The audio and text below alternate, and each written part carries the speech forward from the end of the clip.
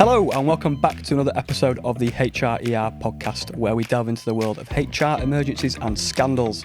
Don't forget to follow and subscribe to HRER on your favourite podcast platform. Get ready for scandalous stories, lessons learned, and a generous dose of advice for HR professionals for navigating the HR landscape. Our goal here is not just to entertain, but also to help you learn from the topics we touch on in order to save your business from its own emergency. We don't know necessarily where that information goes when it goes into ChatGPT, and he could well be releasing company information out onto the World Wide Web. Everyone has quality issues from time to time, but these ones are clearly being caused by ChatGPT, as Paul is just copying the text across. We've got a trust and confidence issue as well, because we trust him to get on with his job without supervision, and he hasn't been doing. He hasn't said that he's found a better way of doing things. So when we start to build a picture like that, it's much easier then to see, well, actually, this is what this person has done wrong, rather than just using ChatGPT when you shouldn't be.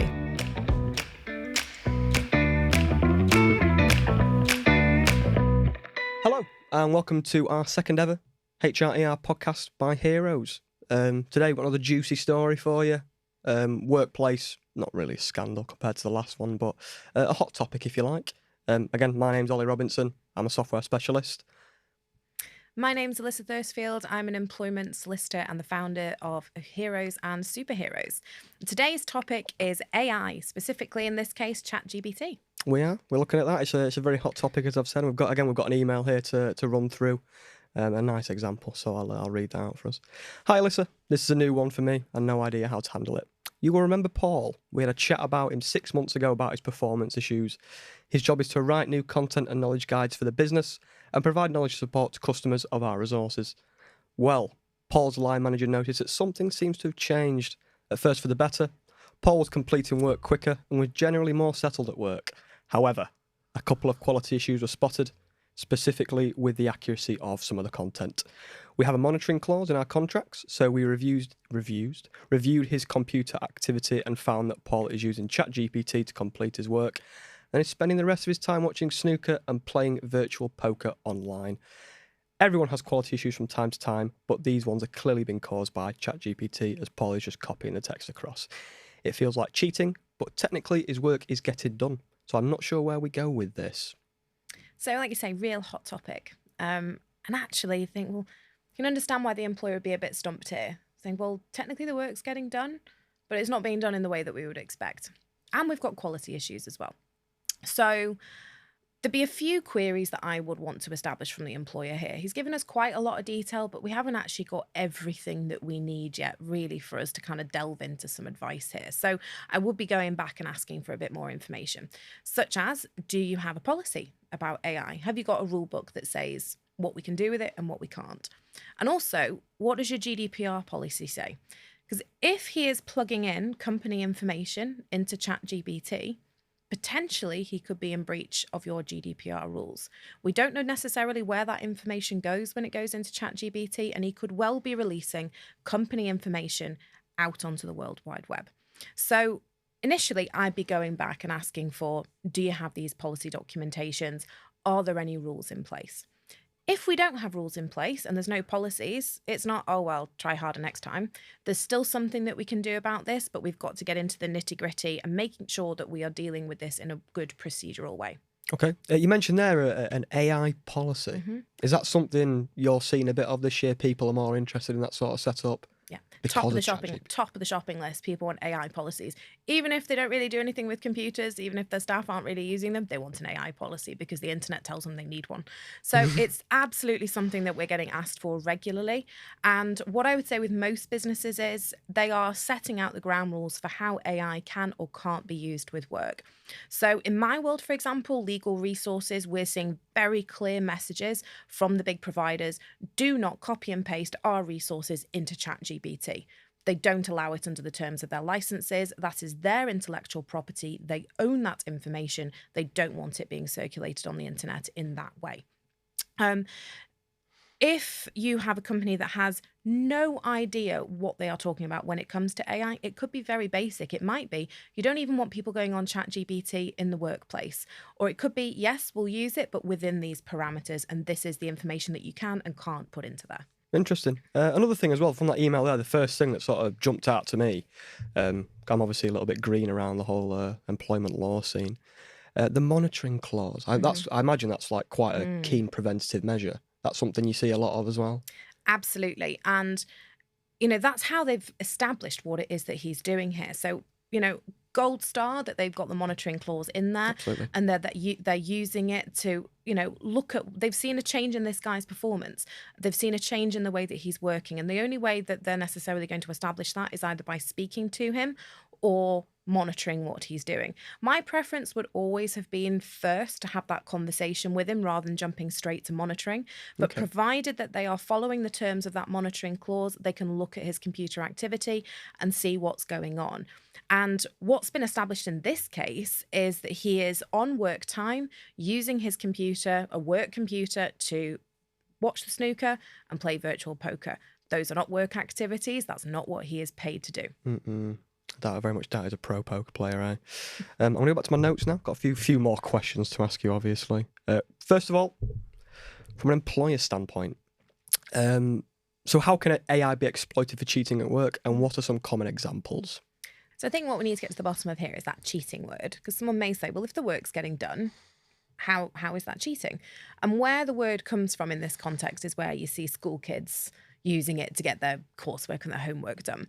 But ultimately, with an employer, you have a deal with the employee. You say, I will give you a job, you will do the job, and I will pay you. If you've got someone who the job is getting done, but they're not doing it, and then they're using the time that you're paying them to do personal activities, that's not really part of the deal. They're probably, I'd say, cheating their employment contract slightly. Where a question will come over that is if you have a policy that specifically says you should not be doing this, and if you find yourself with some free time at work, you should be volunteering yourself for some additional activities. Now, you may well say, the work's getting done, what's the big deal? If that work can be done in, say, a 10-15 minute period by feeding stuff into ChatGPT and copying it across, the likelihood is that a job that might be being done by 3, 4, 5 people can actually be done by one. And as an employer, you may not feel great about it, but you might think, well, here's a real opportunity for efficiency. If this job can be done by AI, then we have a redundancy situation, and I can reduce my headcount from 5 to 1, have somebody who operates ChatGPT through the course of a full day, and I save myself 4 salaries. So for employees who think that they are being a little bit clever using ChatGPT and then sort of kicking back at work and enjoying themselves, they really need to have a think. If my job can be automated and I'm making it that obvious, you could be landing yourself in some real trouble further down the line. So it's not worth it. And especially if you're using that time to watch the snooker and play poker, what an employer will probably be expecting is, oh, hey, boss, you know, I found a way to get this job done rather than 7 hours and get it done in 10 minutes. What else can I do to be useful? How else can we develop my role? I'd like to be promoted, because if this can be done in 10 minutes, maybe I could look at something that's a bit more managerial. So someone who's more proactive, and you feel like you're then getting some value for your money from that employee, and the employee feels they're getting developed and supported at work as well. All about maximising your worth as an employee, isn't it? Exactly. Build your skill set, guys. Second question. Specific industries or job roles where the temptation to use AI is more prevalent, generally tech, I imagine, but there's probably more to it than that. Absolutely. And there are arenas where AI is becoming really, really valuable. It's adding value to roles. And if it's managed properly, and if it's done in a way that we are managing what it is that we're actually putting into ChatGPT with that knowledge of what's going to be going out there, and also doing that sense checking with what comes back. So in the example that we've had here from the employer, that employee was copying the information over and actually it was incorrect. And I've had personal experience with this. So we have a client who has offices and presence all over the world, and we got asked a question about a specific state in the US, and we thought, well, we'll give ChatGPT a go, see where they get with it. So we put the question, it was about paid rest breaks in a specific state in the United States. Asked ChatGPT the question, it was wrong. It was absolutely wrong. Okay. And the US is very litigious. You don't pay someone when they're supposed to be being paid, you're going to be straight in court. It's nowhere near as kind of, well, we'll have a conversation about it like necessarily in the UK. So there was an immediate kind of break on. And we weren't doing it to advise someone. We thought, well, it's really topical at the moment. You know, everyone's talking about how brilliant ChatGPT is and it's going to replace all these roles. Or let's test it over the next few weeks and see how we get on. And the first query we gave it and it was wrong. So it's really, really, really crucial that we use it where it is strong, where it's got its strengths, but we are sense checking, that we are still checking accuracy. And I would say particularly in HR and employment law, because what we're seeing is where you've got small businesses that perhaps can't afford HR or they haven't got the resources to pay a lawyer. They're asking ChatGPT HR queries and employment law queries, and they're getting things that are either confused with other jurisdictions. So where ChatGPT either thinks they're in another country or you've not been country specific, or the information is very out of date, because when it comes to up-to-date employment law in the UK, ChatGPT is out of date. It's not accurate. So it's really, really important. It might be able to give us some guidance, but we still need that professional input. Personally, I treat it like a little bit of like an assistant.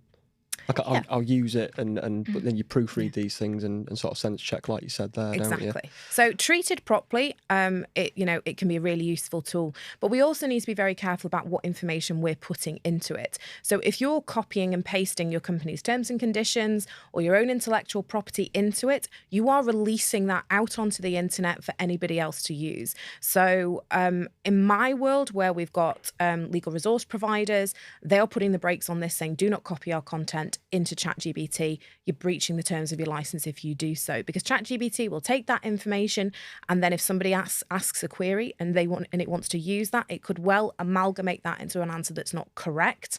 And there's a lot of checks and balances that need to be done, particularly in professional services when it comes to things like employment law, before we can rely on this, before it replaces your advisors.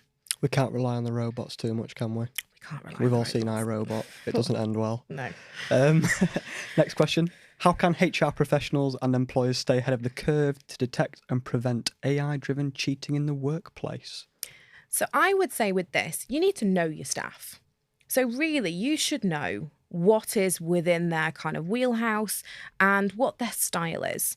So you should really be able to spot fairly quickly, even if someone has asked ChatGPT to write something within their tone or how they usually write, that something doesn't quite feel right, which is what you sometimes get. When you start to read enough of this stuff, you can tend to spot if something's got that ChatGPT style. We're almost seeing it as a put down as well. So with the book that was released about the royal family recently, and I think it was the New York Times that said there were paragraphs that read like they've been written by ChatGPT. So it's almost used like that, as ChatGPT's done it. It hasn't got the same level of quality as when a professional has necessarily done it. So you may well be able to spot it. If you can't, but you think you've got your suspicions, or perhaps you catch someone who you don't believe that they're working through the day, or something again isn't quite right, my advice would always be talk to them first. Let's not launch straight into that monitoring. We've still got a relationship with the employee. We still want to give them the benefit of the doubt before we go and do the monitoring and it's, I've caught you. Because again, we're going to be damaging a relationship. And an employee might think they're being a bit clever. They might not actually realize that they're doing something very wrong, or there's implications of what they're doing, particularly with something that's so new. So have that chat with them, see if they come clean about what they're doing. And it could be you have a really constructive conversation about the role of AI for their job, how we can use it and how we can use it to support their development. If they're not coming clean and you've got a monitoring clause in your policies or in the contract, then we can look at their computer activity and see what they're doing. And if they've denied using it and then you catch them using it, potentially there's another disciplinary allegation there, because they've then been dishonest as well. We don't like liars, do we? We don't like dishonesty in the workplace. Final question as an employer. If an employee is caught using AI to cheat, what are the ethical and disciplinary considerations for HR professionals? I mean, you touched on it a little bit there. So again, really good question. Where I have seen employers start to get this wrong is they've spotted something that someone's doing, and what they really struggle is, what am I accusing them of? So am I accusing them of cheating? Am I accusing them of abusing work time? What is it? And where I have seen unfair dismissal cases go against an employer, and where there's a real sort of trend, is where they have used an allegation that is either too broad or too narrow. So when we write to an employee to invite them to a disciplinary, we have to tell them what we think they've done wrong. So the example I often give here is theft. So if we're accusing an employee of theft, then an employee who goes and ChatGPT is what theft is, will be told that it is taking property that doesn't belong to you with the intention of keeping it. So if an employee rocks up to the disciplinary and goes, but I was always going to give it back, so it's not theft. Well, actually, have they kind of got the better of us there because we've been lazy and just called it theft?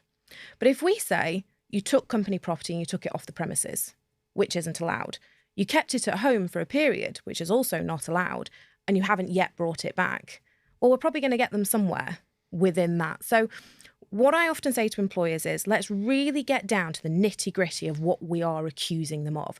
Let's not be lazy and say theft, cheating, using ChatGPT. Well, so what? So what are we saying he has actually done?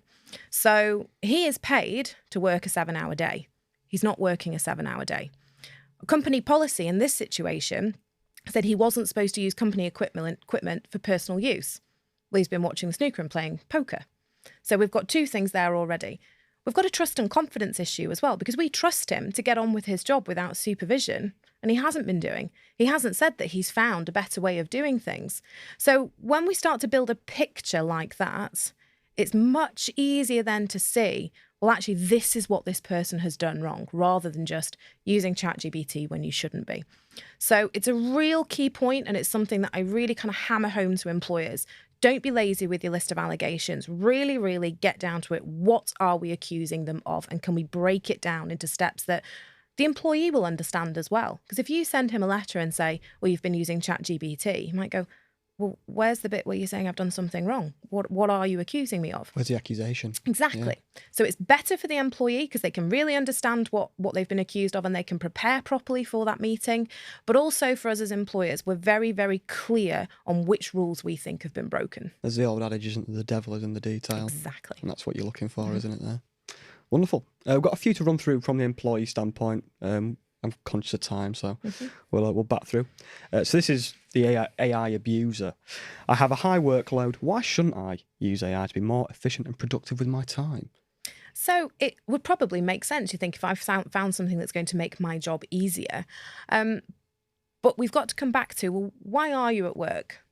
Is your employer really paying you to sit and watch snooker and play virtual poker? And you think, well, actually, you know what, if they were stupid enough not to realise my job could be done by AI, well, then more fool them. But again, we're down to that trust and confidence issue. So the relationship between an employee and an employer is fundamentally based on trust and confidence. If you lose trust in your employee, it's potentially a legitimate reason to dismiss them. So yes, you may feel very clever having found a better way to do your job. Equally, you might be worried that if you raise it, you could get made redundant, or you're going to end up in a consultation where you're fighting for your job just because you've been innovative and found a better way to do your work. So my advice in those situations would be to be constructive. So say, well, yes, ChatGPT can do a portion of this, but actually the role then needs to change into sense checking to make sure that we are being current, that what's coming out actually is something that we can use. And then how can we use this then to enhance the business or to develop what I'm doing? Or actually then, you know, is there a promotion that I could then be working for? How can I add value to my employer? And you might be thinking, well, if my work's output measured, why do I care what value I'm adding to the employer? It's coming back to that. If your job can be done in 10 minutes by a computer, yes, the output might be the same, but the employer could be very well justified then in restructuring and looking at a redundancy program. You want to show as an employee that you're worth your weight in, not gold, but sort of what you do, don't you? Absolutely. I mean, we've moved on a bit from the old way that companies used to work in the 80s and the 90s, where employees would rock up and they would work a 7-hour day, and you'd be almost, looked upon favourably if you worked through your lunch hour and showed that, look, I'm here to live, breathe, work. It's not like that anymore. It's very much a two-way relationship. Employees want to get something out of being at work. They want to feel valued. They want to feel like they're adding something to the workplace rather than just turning up, getting paid and going home. They want to feel like they're part of something. And if work's just being done by AI, well, there's no personality in there. There's no kind of skill set. So I think the way that we are all working together, it needs to be that two-way relationship. What are they getting from the business? How are we developing them beyond just their salary? What What are they getting from that arrangement? But then we can expect the same back as well. What are we getting out of that employee? What does it bring to the business? That conversation goes much easier if you're prepared to talk about personal development, psychological safety, welfare at work, and what that experience is like for an employee. I mean, I read a headline the other day. The IMF have come out and said this year AI is going to render 40% of jobs relatively worthless. So you could argue never has there been a more prevalent time to sort of state your case as an employee and knuckle down. It's not hard to proofread ChatGPT, is it? Come on. And I think we need to be really creative now about what roles are bringing to the workplace. So where things used to be very much kind of process driven, so I would take this and do this and produce this, well, where we have got borders that are no longer quite so visible, the world has shrunk because of things like ChatGPT and the internet. Well, what else can we be doing to develop this business? What can I be doing to develop me? No, it's rare these days that you have people coming to work and thinking, I just want to do my job and go home. Generally, you want to get something out of it, even if it isn't career promotion or job prospects or things that, you're expanding your career horizons. You still want to feel that you're developing. That isn't necessarily for everybody, but it's key that we are creative about what we're doing at work and using these tools. Now, in terms of the jobs that are potentially going to be made redundant, there's a real opportunity for people where they do want to retrain and, look at other things or actually how they can work with ChatGPT and AI and things like that. But it also still has a long way to go, particularly in my industry, employment law, HR. We are seeing where it is increasingly being woven into some solutions, and we just feel it's not quite there in terms of those where you're parachuting in something like ChatGPT. We still very much feel there is so much value to add. And I hope what people take from these podcasts is where they see, well, we've got a real query, that actually there's a lot of thought that needs to go into something. It's not just here's an answer from a legal textbook. You need to think about personalities. These emails where we've had employees that are doing things, those are real people. People don't react in predictable ways. And ChatGPT can't predict how someone's going to react when you stick them behind a disciplinary chair and you start asking them difficult questions. Absolutely. There's a lot of human input that's still needed in this industry to make sure that your legal risk stays as low as possible. ChatGPT is not reasonable. It's not reasonable. It's not reasonable. Definitely not. Final one from the employee. AI is only going to get more advanced with time, so why wouldn't I use it to better advance the output of our team's work? So used in the correct way, absolutely. You can add some real value to your business, but you need to really get to grips with how the system operates and where it can add value. I wouldn't be making assumptions about what it can do. Again, the devil's in the detail, and it might mean that you need an external advisor that can go, this is what ChatGPT or AI can do for your business. These are its limitations, and this is where you need to be careful in terms of what you're inputting into it. So there's loads of books out there that are being released on this. At the moment, I'm reading several cover to cover because it's something that I think really will have some value in our industry. It still just needs a bit of work. And everybody wants to be ahead of the curve with stuff like this. So I would say knowledge and understanding is absolutely crucial. Your business is your baby. You've built this potentially from the ground up. You've invested money. You've got people working with you that you care about. Why would you launch into something that you don't technically understand or how it works, where it could present risk for your business? So absolutely embrace it, but do your homework first. Absolutely. So just to sort of wrap things up, the lessons we've learned from today, what sort of measures can we take to educate employees about the responsible use of AI and mitigate the risk of so-called cheating? So I would absolutely suggest that we have an AI policy that sets out the rules over how people can use AI. So if you're embracing it, you want people to be using it, great, but have a rule book about how that's going to go. If you don't want people using AI, we need to be making that clear and make sure those messages are communicated as well. What we sometimes see is employers will create a new policy, it goes in the handbook, pat themselves on the back, well done, got our policy, but they haven't told anyone it's there. The policy is only any good if your employees have read it. So make sure it's been circulated and that you've told people that those rules are there. And also from a GDPR and a data protection perspective, if employees are going to be putting company information into external AI systems, that you are aware of that risk and that that's happening either with your knowledge or with your permission.